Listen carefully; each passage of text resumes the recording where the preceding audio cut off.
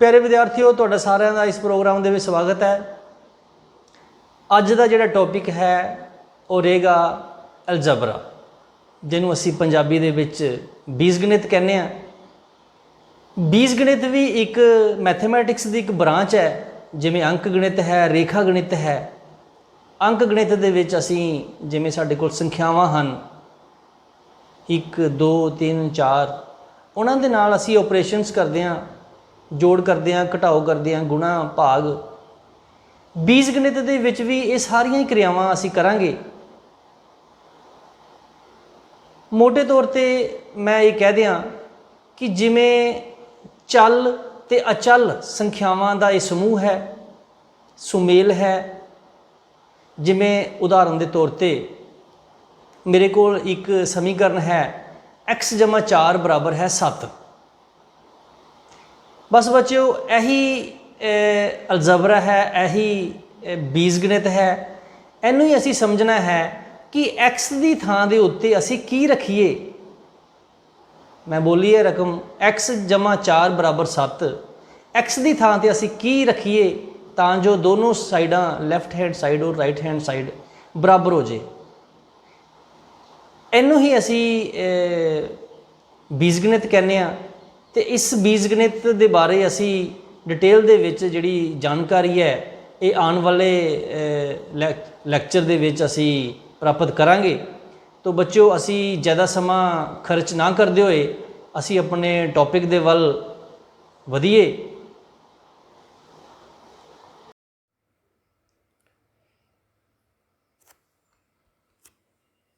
प्यारे विद्यार्थियों, हुण तक असी सीख चुके हाँ अंक गणित दे विच, जिन्हों असी इंग्लिश दे विच अर्थमैटिक्स कहते हैं। जोड़ दे सवाल किवें करने ने, जिवें तुसी स्क्रीन ते देख रहे हो 2 + 2 4 हुंदे है। अगर असी घटाओ दे सवालों दे विच देखीए तो 5 दे विचों 4 कड्ढण दे उत्ते सानूं पता है कि 1 प्राप्त हुंदा है। इसे प्रकार गुणा के सवाल भी असी सीख चुके हाँ। 3 नूं 4 नाल गुणा करन ते 12 आंदा है। इसे प्रकार कुछ होर भी सवाल हैं। यह सवाल तो बड़े सौखे सवाल हैं। असी इस तो भी वड्डे वड्डे सवाल जिहड़े है वो हल करने सीख चुके हाँ। असी भाग दे सवाल भी हल करने सीख चुके हैं हुण तक। जिवें 20 नूं असी 4 नाल भाग करन दे उत्ते 5 प्राप्त होंदे। इस तो इलावा होर भी कई सवाल हैं जिहड़े असी हल करने सीख चुके हाँ। जिवें बुधवार नूं मैं 7 सेब खरीदे, शुक्रवार नूं मैं 4 सेब खरीदे, दसो मैं कुल किन्ने सेब खरीदे। इसे स्टेटमेंट नूं असी इंग्लिश दे विच पढ़न की भी कोशिश करते हैं। I buy 7 apples on Wednesday, I buy 4 apples on Friday, how many apples did I buy. तो बच्चों, इस सारे सवाल दे विच सानूं समझ जिहड़ी आ रही है वो ये है कि एक जमा का सवाल है कि बुधवार नूं मैं 7 सेब खरीदे, शुक्रवार नूं मैं 4 सेब खरीदे, तो मैं कुल किन्ने सेब खरीदे। मैनूं लगता कि असी जोड़ के इसदा जवाब दस सकते हैं। इस तो इलावा होर भी सवाल हैं, जिवें 5 मक्खियां हैं, 4 मक्खियां उड़ गईयां, दसो किन्नियां मक्खियां बचियां। There are 5 flies, 4 flies fly away, how many are left। मैनूं लगता है कि ये साडा सवाल जिहड़ा है बच्चे भी समझ गए होणगे। ये घटाओ का सवाल है, तो घटाओ के सवाल भी असी करने सीख चुके हाँ। तो इन्हां सवालों नूं असी अपनी लाइफ दे विच कित्थे कित्थे वरतों दे विच लिआंदे हाँ, ये सारी जानकारी सानूं है। असी थोड़ा जिहा होर अगे वधण की कोशिश करिए। जिवें मैं सवाल पढ़ रहा तुहाडी स्क्रीन के उत्ते, एक केले विच लगभग 99 89 ਕੈਲਰੀਜ਼ ਹੁੰਦੀਆਂ ਹਨ। ਦੱਸੋ 3 ਕੇਲਿਆਂ ਦੇ ਵਿੱਚ ਕਿੰਨੀਆਂ ਕੈਲਰੀਆਂ ਹੋਣਗੀਆਂ? A banana contains about 89 calories. How many calories in 3 bananas? ਇਹਦੇ ਲਈ ਅਸੀਂ ਦੋ ਤਰੀਕੇ ਨਾਲ ਇਹ ਸਵਾਲ ਕਰ ਸਕਦੇ ਹਾਂ ਕਿ ਅਸੀਂ 89 ਨੂੰ 3 ਟਾਈਮਸ ਜਾਂ ਤਾਂ ਅਸੀਂ ਜੋੜ ਲਈਏ ਜਾਂ ਅਸੀਂ 89 ਨੂੰ 3 ਨਾਲ ਮਲਟੀਪਲਾਈ ਕਰ ਲਈਏ। ਇਹ ਸਾਰੇ ਸੌਖੇ ਸਵਾਲ ਜਿਹੜੇ ਨੇ, ਇਸ ਤੋਂ ਵੀ ਥੋੜ੍ਹੇ ਔਖੇ ਕਿਸਮ ਦੇ ਸਵਾਲ ਜਿਹੜੇ ਅਸੀਂ ਸਿੱਖ ਚੁੱਕੇ ਹਾਂ। ਅਸੀਂ ਅੱਗੇ ਦੇਖੀਏ। 24 ਚਾਕਲੇਟਾਂ ਨੂੰ 4 ਬੱਚਿਆਂ ਦੇ ਵਿੱਚ ਬਰਾਬਰ ਵੰਡੋ। ਹਰੇਕ ਬੱਚੇ ਨੂੰ ਕਿੰਨੀਆਂ ਚਾਕਲੇਟਾਂ ਮਿਲੀਆਂ? ਇਸੇ ਸਵਾਲ ਨੂੰ ਅਸੀਂ ਇੰਗਲਿਸ਼ ਦੇ ਵਿੱਚ ਪੜ੍ਹਦੇ ਹਾਂ। Share 24 chocolates between 4 children, how many chocolates get each? ਹਰੇਕ ਬੱਚੇ ਨੂੰ ਕਿੰਨੀਆਂ ਚਾਕਲੇਟਸ ਜਿਹੜੀਆਂ ਨੇ ਉਹ ਪ੍ਰਾਪਤ ਹੋਈਆਂ? ਇਹ ਭਾਗ ਦਾ ਸਵਾਲ ਹੈ, ਅਸੀਂ ਇਹ ਕਰਨਾ ਸਿੱਖ ਚੁੱਕੇ ਹਾਂ। ਤੋ ਬੱਚਿਓ, ਇਹ ਸਾਰਾ ਕੁਛ ਅਸੀਂ ਪਹਿਲਾਂ ਤੋਂ ਹੀ ਸਿੱਖ ਚੁੱਕੇ ਹਾਂ।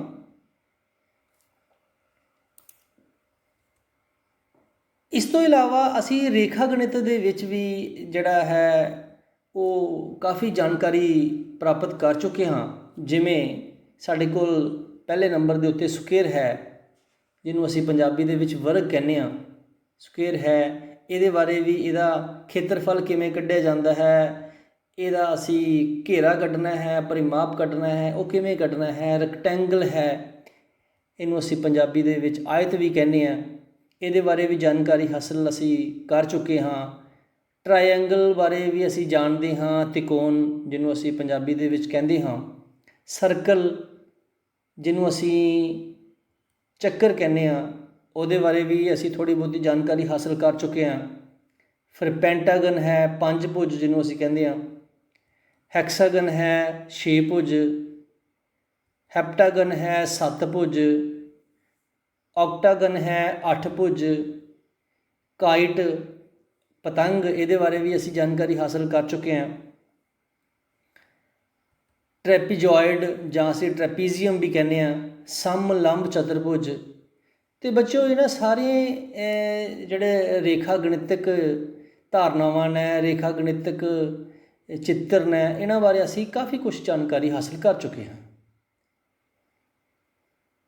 ਅਤੇ ਬੱਚਿਓ, ਹੁਣ ਅਸੀਂ ਬੀਜ ਗਣਿਤ ਬਾਰੇ ਜਾਣਕਾਰੀ ਪ੍ਰਾਪਤ ਕਰਾਂਗੇ। ਅਸੀਂ ਬੀਜ ਗਣਿਤ ਨੂੰ ਅੰਗਰੇਜ਼ੀ ਦੇ ਵਿੱਚ ਅਲਜਬਰਾ ਕਹਿੰਦੇ ਹਾਂ। ਬੀਜ ਗਣਿਤ ਨੂੰ ਅਸੀਂ ਅੰਗਰੇਜ਼ੀ ਦੇ ਵਿੱਚ ਕੀ ਕਹਿੰਦੇ ਹਾਂ? ਅਲਜਬਰਾ। ਜਿਵੇਂ ਤੁਸੀਂ ਸਕਰੀਨ 'ਤੇ ਦੇਖ ਰਹੇ ਹੋ, ਅਲਜਬਰਾ ਜਿਹੜਾ ਹੈ ਉਹ ਬੜਾ ਇੰਪੋਰਟੈਂਟ ਇੱਕ ਟੋਪਿਕ ਹੈ ਅਤੇ ਇਹਦੇ ਬਾਰੇ ਜਿਹੜੀ ਜਾਣਕਾਰੀ ਸਾਨੂੰ ਹਾਸਲ ਹੋਣੀ ਚਾਹੀਦੀ ਹੈ। ਜੇਕਰ ਅਸੀਂ 6ਵੀਂ ਜਮਾਤ ਦੇ ਵਿੱਚ ਹੀ ਇਹਦੇ ਬਾਰੇ ਜਾਣਕਾਰੀ ਹਾਸਲ ਨਹੀਂ ਕਰ ਸਕੇ ਅਤੇ ਆਉਣ ਵਾਲੀਆਂ ਜਮਾਤਾਂ ਦੇ ਵਿੱਚ ਸਾਡੇ ਲਈ ਬਾਕੀ ਹੋਰ ਸਵਾਲ ਕਰਨੇ ਵੀ ਥੋੜ੍ਹੇ ਮੁਸ਼ਕਿਲ ਹੋ ਜਾਣਗੇ।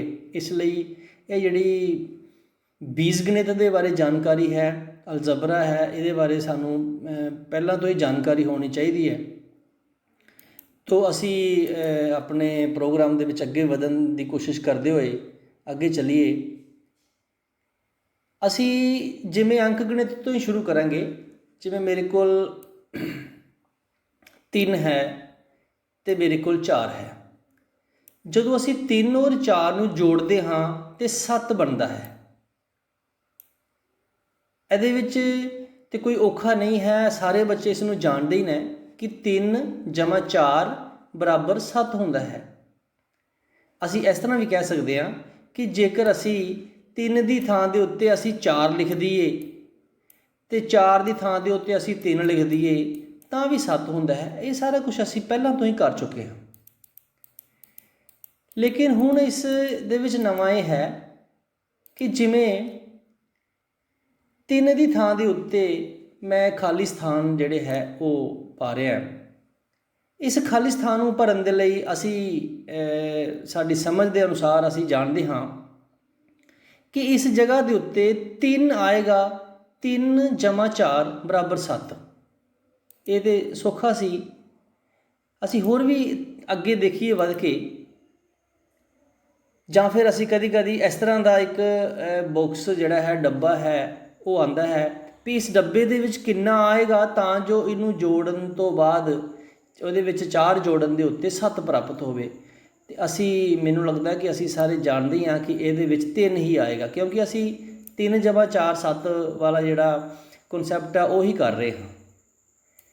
ਲੇਕਿਨ ਬੱਚਿਓ ਹੁਣ ਅਸੀਂ ਕਿਉਂਕਿ ਅਸੀਂ ਬੀਜ ਗਣਿਤ ਵਾਲੇ ਪਾਸੇ ਨੂੰ ਵੱਧ ਰਹੇ ਹਾਂ, ਤੇ ਅਸੀਂ ਦੇਖੀਏ ਕਿ ਜੇਕਰ ਮੈਂ ਇਸ ਡੱਬੇ ਦੀ ਜਗ੍ਹਾ ਦੇ ਉੱਤੇ x ਲਿਖ ਦਿਆਂ,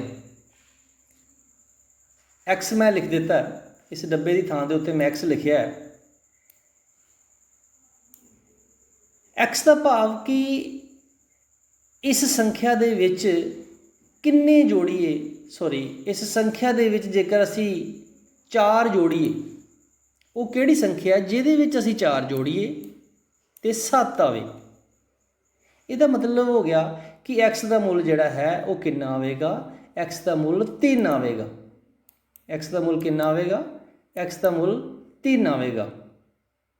ਇਹ ਜਿਹੜਾ ਸਾਰਾ ਕੁਝ ਤੁਸੀਂ ਸਕਰੀਨ ਤੇ ਦੇਖ ਰਹੇ ਹੋ, ਇਹੀ ਬੀਜ ਗਣਿਤ ਹੈ, ਇਹੀ ਅਲਜਬਰਾ ਹੈ। ਹੁਣ ਕੁਝ ਬੱਚੇ ਦੇ ਦਿਮਾਗ ਦੇ ਵਿੱਚ ਹੋਏਗਾ ਕਿ x ਹੀ ਇਕੱਲਾ ਇਸ ਤਰ੍ਹਾਂ ਦੀ ਸੰਖਿਆ ਹੈ ਜਿਸ ਨੂੰ ਅਸੀਂ ਲਿਖਣਾ ਹੈ। ਤਾਂ ਮੈਂ ਉਹਨਾਂ ਬੱਚਿਆਂ ਨੂੰ ਦੱਸ ਦਿਆਂ ਕਿ ਨਹੀਂ ਬੱਚੋ, x ਦੀ ਜਗ੍ਹਾ ਦੇ ਉੱਤੇ ਅਸੀਂ y ਵੀ ਲਿਖ ਸਕਦੇ ਹਾਂ, y ਦੀ ਜਗ੍ਹਾ ਦੇ ਉੱਤੇ ਅਸੀਂ z ਵੀ ਲਿਖ ਸਕਦੇ ਹਾਂ। ਈਵਨ ਕਿ ਅਸੀਂ ਕੋਈ ਵੀ ਅਲਫਾਬੈਟ, ਅੰਗਰੇਜ਼ੀ ਦਾ ਕੋਈ ਵੀ ਅਲਫਾਬੈਟ ਜਿਹੜਾ ਹੈ ਉਹਦੀ ਵਰਤੋਂ ਜਿਹੜੀ ਹੈ ਉਹ ਕਰ ਸਕਦੇ ਹਾਂ। ਇਸ ਸੰਖਿਆ ਦੇ ਵਿੱਚ ਉਹ ਕਿਹੜੀ ਸੰਖਿਆ ਹੈ, ਮਤਲਬ ਇਹਦਾ z ਦਾ ਅਸੀਂ ਮੁੱਲ ਕੱਢਣਾ ਹੈ, ਉਹ ਕਿਹੜੀ ਸੰਖਿਆ ਹੈ ਜਿਸ ਦੇ ਵਿੱਚ 4 ਜੋੜਨ ਦੇ ਉੱਤੇ ਸਾਨੂੰ 7 ਪ੍ਰਾਪਤ ਹੁੰਦਾ ਹੈ। ਤੋ ਬੱਚਿਓ, ਇਹ ਜਿਹੜੀ ਸਮੀਕਰਨ ਤੁਹਾਨੂੰ ਸਕਰੀਨ ਤੇ ਦਿਖਾਈ ਦੇ ਰਹੀ ਹੈ, ਇਹਦੇ ਮੁੱਖ ਰੂਪ ਦੇ ਵਿੱਚ 2 ਭਾਗ ਹਨ। ਮੈਂ ਜਿਵੇਂ ਦੱਸ ਰਿਹਾ ਤੁਹਾਨੂੰ, ਇੱਕ ਹੈ ਵੇਰੀਏਬਲ, ਅਸੀਂ ਵੇਰੀਏਬਲ ਕਹਿੰਦੇ ਹਾਂ ਉਹਨੂੰ, ਪੰਜਾਬੀ ਦੇ ਵਿੱਚ ਅਸੀਂ ਚੱਲ ਕਹਿੰਦੇ ਹਾਂ। ਇੱਕ ਹੈ ਚੱਲ, ਦੂਸਰਾ ਹੈ ਅਚਲ।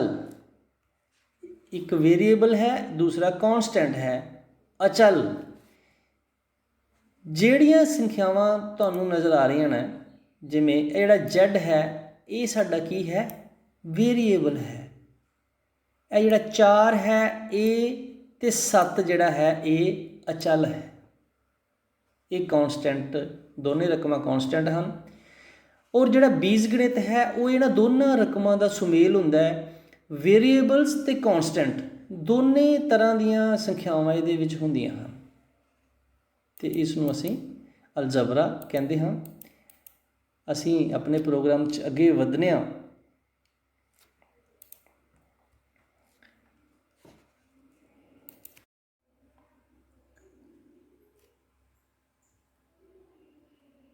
ਆਓ ਇਸ ਨੂੰ ਇੱਕ ਕਿਰਿਆ ਦੀ ਸਹਾਇਤਾ ਨਾਲ ਸਮਝਣ ਦੀ ਕੋਸ਼ਿਸ਼ ਕਰੀਏ। Let's try to understand it with the help of an activity. ਬੱਚਿਓ, ਇਹ ਜਿਹੜੀ ਤੁਸੀਂ ਸਕਰੀਨ ਦੇ ਉੱਤੇ ਤਸਵੀਰ ਦੇਖ ਰਹੇ ਹੋ, ਇਹ ਸਰਿਤਾ ਹੈ, ਤੇ ਇਹ ਜਿਹੜੀ ਦੂਸਰੀ ਤਸਵੀਰ ਤੁਸੀਂ ਦੇਖ ਰਹੇ ਹੋ, ਇਹ ਅਮੀਨਾ ਹੈ। ਇਹ ਦੋਨੋਂ ਬੱਚੇ, ਦੋਨੋਂ ਲੜਕੀਆਂ ਆਪਸ ਦੇ ਵਿੱਚ ਖੇਡ ਰਹੀਆਂ ਹਨ, ਗੱਲਾਂ ਕਰ ਰਹੀਆਂ ਹਨ। ਹੈਲੋ ਅਮੀਨਾ, ਕੀ ਹਾਲ ਹੈ? ਓ ਸਰਿਤਾ, ਠੀਕ ਹੈ, ਤੂੰ ਦੱਸ ਕੀ ਹਾਲ ਹੈ? ਮੈਂ ਵੀ ਠੀਕ ਹਾਂ। ਪੜ੍ਹਾਈ ਕਿਵੇਂ ਚੱਲ ਰਹੀ ਹੈ? ਪੜ੍ਹਾਈ ਤਾਂ ਅੱਜ ਕੱਲ੍ਹ ਆਨਲਾਈਨ ਚੱਲ ਰਹੀ ਹੈ। ਚੱਲ ਆ ਖੇਡੀਏ। ਮੇਰੇ ਕੋਲ ਮਾਚਿਸ ਦੀਆਂ ਤੀਲੀਆਂ ਹਨ, ਇਹਨਾਂ ਨਾਲ ਹੀ ਕੋਈ ਖੇਡ ਖੇਡਦੇ ਹਾਂ। ਠੀਕ ਹੈ, ਬੜਾ ਮਜ਼ਾ ਆਉਣਾ ਹੈ। ਇਸ ਪ੍ਰਕਾਰ ਉਹ ਦੋਨੋਂ ਸਹੇਲੀਆਂ ਖੇਡਣ ਦੇ ਲਈ ਜਾਂਦੀਆਂ ਹਨ। ਅਮੀਨਾ ਅਤੇ ਸਰਿਤਾ ਮਾਚਿਸ ਦੀਆਂ ਤੀਲੀਆਂ ਨਾਲ ਨਮੂਨੇ ਬਣਾ ਰਹੀਆਂ ਹਨ। ਉਹਨਾਂ ਨੇ ਅੰਗਰੇਜ਼ੀ ਵਰਨਮਾਲਾ ਦੇ ਅੱਖਰਾਂ ਦੇ ਸਰਲ ਨਮੂਨੇ ਬਣਾਉਣ ਦਾ ਫੈਸਲਾ ਲਿਆ। ਅਮੀਨਾ 2 ਤੀਲੀਆਂ ਲੈ ਕੇ ਅੱਖਰ L ਬਣਾਉਂਦੀ ਹੈ, ਜਿਵੇਂ ਕਿ ਆਕ੍ਰਿਤੀ 11.1a ਵਿੱਚ ਦਿਖਾਇਆ ਗਿਆ ਹੈ। ਇਹ ਆਕ੍ਰਿਤੀ ਹੈ ਸਾਡੇ ਕੋਲ 11.1 ਇੱਕ ਦੀ ਇਹ ਜਿਹੜੀ ਆਕ੍ਰਿਤੀ ਹੈ ਉਹ ਇਸ ਤਰ੍ਹਾਂ ਦਾ ਨਮੂਨਾ ਬਣਾਉਂਦੀ ਹੈ। ਇੱਕ ਤੀਲੀ ਇਸ ਤਰ੍ਹਾਂ ਲਗਾਉਂਦੀ ਹੈ, ਇੱਕ ਇਸ ਤਰ੍ਹਾਂ ਲਗਾਉਂਦੀ ਹੈ। ਫਿਰ ਸਰਿਤਾ ਵੀ 2 ਤੀਲੀਆਂ ਲੈਂਦੀ ਹੈ ਅਤੇ ਇੱਕ ਹੋਰ ਐਲ ਬਣਾ ਕੇ ਅਮੀਨਾ ਦੁਆਰਾ ਬਣਾਇਆ ਗਿਆ ਐਲ ਦੇ ਅੱਗੇ ਰੱਖ ਦਿੰਦੀ ਹੈ। ਫਿਰ ਉਹ ਵੀ ਜਿਹੜਾ ਅਮੀਨਾ ਨੇ ਬਣਾਇਆ ਸੀ ਉਹਦੇ ਨਾਲ ਹੀ ਅੱਗੇ ਰੱਖਣ ਤੋਂ ਬਾਅਦ ਇੱਕ ਇਸ ਤਰ੍ਹਾਂ ਦਾ ਕੁਛ ਜਿਹੜਾ ਹੈ ਚਿੱਤਰ ਹੈ ਉਹ ਬਣ ਜਾਂਦਾ ਹੈ। ਇਹ 2 ਐਲ ਬਣ ਜਾਂਦੇ ਹਨ, ਜਿਵੇਂ ਕਿ ਆਕ੍ਰਿਤੀ 11.1 B ਵਿੱਚ ਦਿਖਾਇਆ ਗਿਆ ਹੈ। ਫਿਰ ਅਮੀਨਾ ਨੇ ਇੱਕ ਹੋਰ ਐਲ ਬਣਾ ਕੇ ਅੱਗੇ ਰੱਖ ਦਿੰਦੀ ਹੈ। ਇਹ ਸਿਲਸਿਲਾ ਅੱਗੇ ਜਾਰੀ ਰਹਿੰਦਾ ਹੈ, ਜਿਵੇਂ ਕਿ 11.1 C ਵਿੱਚ ਦਿਖਾਇਆ ਗਿਆ ਹੈ। ਇਸ ਤਰ੍ਹਾਂ ਦਾ ਕੁਝ ਚਿੱਤਰ ਬਣਦਾ ਹੈ। ਵਾਰੀ-ਵਾਰੀ ਉਹ ਖੇਡ ਰਹੀਆਂ ਹਨ। ਤੋ ਆਓ ਇਸੇ ਲੜੀ ਦੇ ਵਿੱਚ ਅੱਗੇ ਵਧੀਏ। ਪਹਿਲਾਂ ਅਮੀਨਾ ਇੱਕ ਤੀਲੀ ਲੈਂਦੀ ਹੈ, ਫਿਰ ਦੂਸਰੀ ਲੈਂਦੀ ਹੈ ਤੇ ਐਲ ਬਣਾ ਦਿੰਦੀ ਹੈ। ਆਓ ਇਸ ਬਣਾਏ ਗਏ ਐਲ ਨੂੰ ਅਸੀਂ ਇਸ ਸਾਰਣੀ ਦੇ ਵਿੱਚ ਲਿਖਣ ਦੀ ਕੋਸ਼ਿਸ਼ ਕਰੀਏ। ਬਣਾਏ ਗਏ ਐਲ ਦੀ ਸੰਖਿਆ ਕਿ ਕਿੰਨੇ ਐਲ ਬਣਾਏ ਗਏ ਉਹ ਅਸੀਂ ਇਸ ਸਾਰਣੀ ਦੇ ਵਿੱਚ ਲਿਖਦੇ ਜਾਵਾਂਗੇ। ਲੋੜੀਂਦੀਆਂ ਤੀਲੀਆਂ ਦੀ ਸੰਖਿਆ ਤੇ ਸੰਬੰਧਿਤ ਐਲ ਬਣਾਉਣ ਦੇ ਲਈ ਕਿੰਨੀਆਂ ਤੀਲੀਆਂ ਲੱਗੀਆਂ ਉਹ ਅਸੀਂ ਇਸ ਸਾਰਣੀ ਦੇ ਵਿੱਚ ਲਿਖਦੇ ਜਾਵਾਂਗੇ। ਜਿਵੇਂ ਇੱਕ ਐਲ ਬਣਿਆ, ਇੱਕ ਐਲ ਬਣਾਉਣ ਦੇ ਲਈ ਸਾਨੂੰ 2 ਤੀਲੀਆਂ ਦੀ ਲੋੜ ਪਈ। ਅਸੀਂ ਐਲ ਦੀ ਸੰਖਿਆ ਇੱਥੇ ਲਿਖ ਦਿੱਤੀ, ਇੱਕ ਐਲ ਸੀ, 2 ਅਸੀਂ ਸਾਡੀਆਂ ਤੀਲੀਆਂ ਲੱਗੀਆਂ ਉਹ ਅਸੀਂ ਇੱਥੇ ਲਿਖ ਦਿੱਤਾ। ਫਿਰ ਇੱਕ ਤੀਲੀ ਹੋਰ ਲਈ, ਦੂਸਰੀ ਤੀਲੀ ਫਿਰ ਲਈ, 2 ਤੀਲੀਆਂ ਦੇ ਨਾਲ ਫਿਰ ਅਸੀਂ ਦੇਖਿਆ ਕਿ ਇੱਕ ਐਲ ਹੋਰ ਬਣ ਗਿਆ।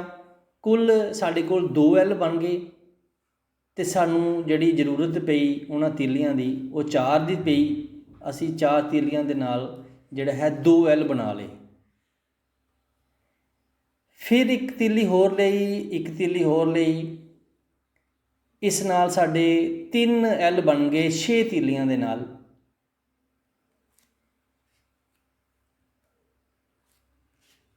ਅਮੀਨਾ ਅਤੇ ਸਰਿਤਾ ਖੇਡ ਰਹੀਆਂ ਸਨ ਤਾਂ ਅੱਪੂ ਆ ਜਾਂਦਾ ਹੈ। ਉਹ ਇਸ ਪੈਟਰਨ ਨੂੰ ਦੇਖਦਾ ਹੈ। ਉਹ ਅਮੀਨਾ ਅਤੇ ਸਰਿਤਾ ਦੋਨਾਂ ਨੂੰ ਪੁੱਛਦਾ ਹੈ ਕਿ 7 ਐਲ ਬਣਾਉਣ ਲਈ ਕਿੰਨੀਆਂ ਤੀਲੀਆਂ ਦੀ ਲੋੜ ਪਵੇਗੀ। ਦੇਖਦੇ ਹਾਂ, ਇਹ ਦੋਨੋਂ ਸਹੇਲੀਆਂ ਅਮੀਨਾ ਅਤੇ ਸਰਿਤਾ ਖੇਡ ਰਹੀਆਂ ਹਨ ਔਰ ਅੱਪੂ ਆ ਜਾਂਦਾ ਹੈ। ਅੱਪੂ ਕੀ ਪੁੱਛਦਾ ਹੈ? 7 ਐਲ ਬਣਾਉਣ ਲਈ ਕਿੰਨੀਆਂ ਤੀਲੀਆਂ ਦੀ ਲੋੜ ਪਵੇਗੀ, ਦੱਸੋ ਦੱਸੋ। ਫਿਰ ਕੀ ਹੈ ਕਿ ਸਰਿਤਾ ਅਤੇ ਅਮੀਨਾ ਦੇਖਦੀਆਂ ਹਨ ਕਿ 7 ਐਲ ਬਣਾਉਣ ਦੇ ਲਈ ਕਿੰਨੀਆਂ ਤੀਲੀਆਂ ਦੀ ਲੋੜ ਪੈਂਦੀ ਹੈ। ਉਹ ਬਣਾ ਕੇ ਦੇਖਦੀਆਂ ਹਨ। ਉਹਨਾਂ ਨੇ ਹੁਣ ਤੱਕ ਦੇਖ ਲਿਆ ਹੈ ਕਿ ਅਗਰ 3 ਐਲ ਬਣਾਉਣੇ ਹਨ ਤਾਂ ਸਾਨੂੰ 6 ਤੀਲੀਆਂ ਦੀ ਲੋੜ ਪਵੇਗੀ ਔਰ ਜੇਕਰ ਅਸੀਂ ਚੌਥਾ ਐਲ ਬਣਾਉਣਾ ਹੈ ਤੇ ਉਹਦੇ ਲਈ ਸਾਨੂੰ 8 ਤੀਲੀਆਂ ਦੀ ਲੋੜ ਪਵੇਗੀ। ਇਸ ਤੋਂ ਅੱਗੇ ਅਗਰ ਅਸੀਂ 5ਵਾਂ ਐਲ ਬਣਾਉਣਾ ਹੈ ਤੇ ਸਾਨੂੰ ਕੁੱਲ ਕਿੰਨੀਆਂ ਤੀਲੀਆਂ ਦੀ ਲੋੜ ਪਵੇਗੀ? 10 ਤੀਲੀਆਂ ਦੀ ਲੋੜ ਪਵੇਗੀ। ਮੇਰੇ ਖਿਆਲ ਦੇ ਵਿੱਚ ਹੁਣ ਤੱਕ ਕਈ ਬੱਚੇ ਇਸ ਪੈਟਰਨ ਨੂੰ ਸਮਝ ਵੀ ਗਏ ਹੋਣਗੇ। ਉਹ ਦੱਸ ਸਕਦੇ ਨੇ ਕਿ ਅਗਰ 6 ਐਲ ਬਣਾਉਣੇ ਹਨ ਤਾਂ ਕਿੰਨੀਆਂ ਤੀਲੀਆਂ ਦੀ ਲੋੜ ਪਵੇਗੀ। ਆਓ ਦੇਖਦੇ ਹਾਂ। ਸਾਡੇ ਕੋਲ ਟੋਟਲ 6 ਐਲ ਬਣ ਗਏ। 3 ਇਹ ਹਨ ਔਰ ਕਿੰਨੀਆਂ ਤੀਲੀਆਂ ਦੀ ਲੋੜ ਪਈ?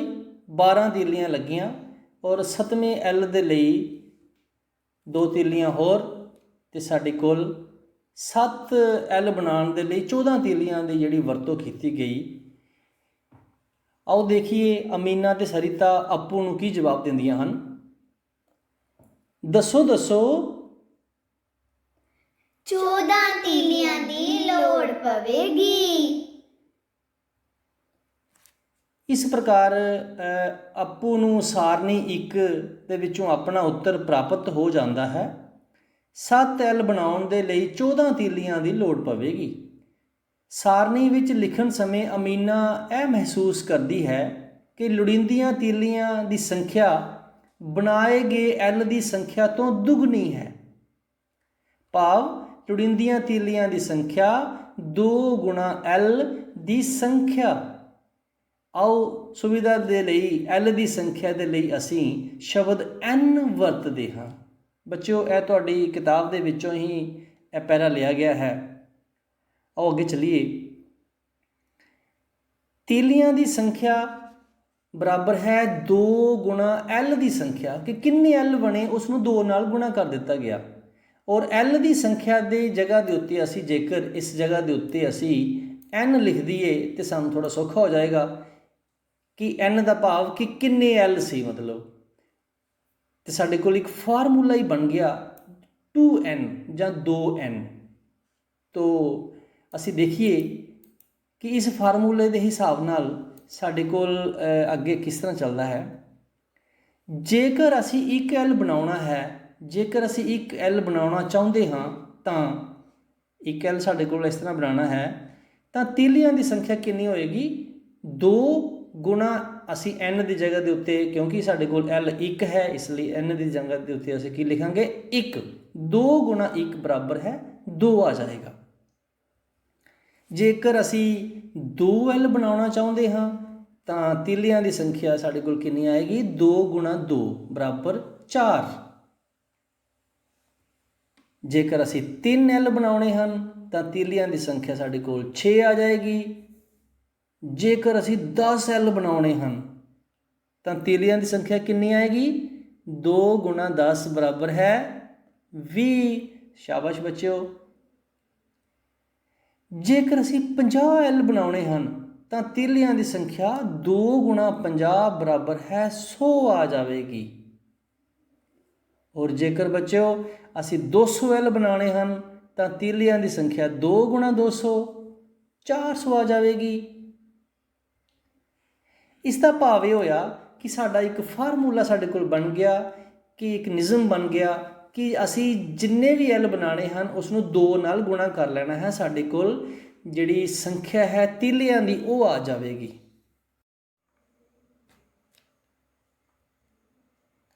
ਇਹ ਨਿਯਮ ਬਹੁਤ ਪ੍ਰਭਾਵਸ਼ਾਲੀ ਹੈ।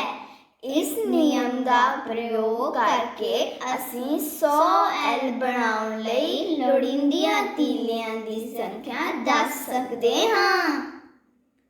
ਹਾਂ, ਇੱਕ ਵਾਰ ਨਿਯਮ ਬਣ ਜਾਵੇ ਤਾਂ ਨਮੂਨਾ ਬਣਾਉਣ ਜਾਂ ਸਾਰਣੀ ਬਣਾਉਣ ਦੀ ਕੋਈ ਲੋੜ ਨਹੀਂ ਹੋਵੇਗੀ।